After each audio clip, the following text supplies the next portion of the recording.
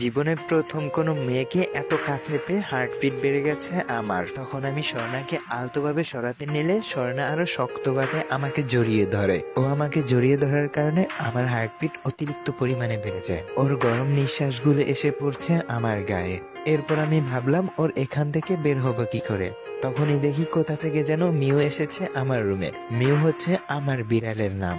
তখন আমি স্বর্ণাকে সরিয়ে দিয়ে মিউকে এনে ওর কোলের মধ্যে দিয়ে দিলাম। দেখলাম স্বর্ণা মিউকে জড়িয়ে ধরে নিয়েছে। এরপর আমি গিয়ে সোফায় ঘুমিয়ে পড়লাম। হঠাৎ মাঝরাতে স্বর্ণা চিৎকার করে উঠে, বাচ্চাও, ভূত ভূত বলে। তখন আমি দৌড়ে গিয়ে স্বর্ণার মুখ চেপে ধরলাম, বললাম, কোথায় ভূত? এখানে ভূত নেই। তখন স্বর্ণা ভয়ে আমাকে জড়িয়ে ধরে বলে, ওই যে ওই ভূত। তখন আমি ওর ইশারার দিকে তাকিয়ে দেখি ওখানে মিউ বসে আছে। তখন আমি বললাম, আরে ওইটা ভূত না, ওইটা একটা বিড়াল, ওটার নাম মিউ, ওটা আমার বিড়াল। স্বর্ণা বলে, না ওটা একটা ভূত, দেখো ওটার চোখ কিরকম জল জল করছে। আমি বললাম, এখানে দাঁড়াও। এরপর আমি গিয়ে মিউকে কোলে করে নিয়ে এসে বললাম, দেখো এটা একটা বিড়াল, এটার নাম মিউ। স্বর্ণা বলে, না এটা ভূত, ও রূপ বদলেছে, ও বিড়ালের রূপ নিয়েছে, ওকে ফেলে দাও, এটা একটা ভূত। আমি বুঝলাম স্বর্ণা একটুখানি বেশি ভয় পেয়ে গিয়েছে, তাই আমি মিউকে সোফার উপরে রেখে এরপরে আমি স্বর্ণাকে বললাম, আসো আমরা ঘুমিয়ে পড়ি। এটা বলে আমি স্বর্ণাকে নিয়ে শুয়ে দিলাম খাটের উপরে।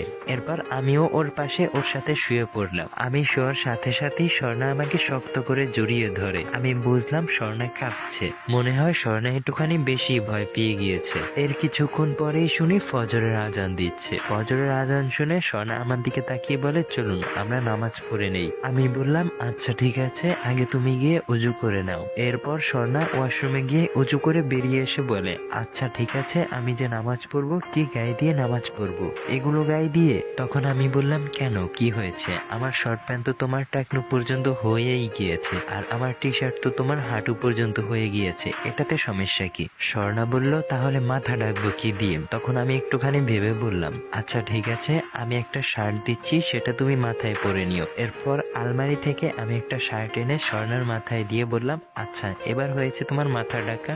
স্বর্ণা বলল, আপনার মাথায় এত বুদ্ধি কোথা থেকে আসে? আমি বললাম, আল্লাহ দিয়েছে তাই এসেছে।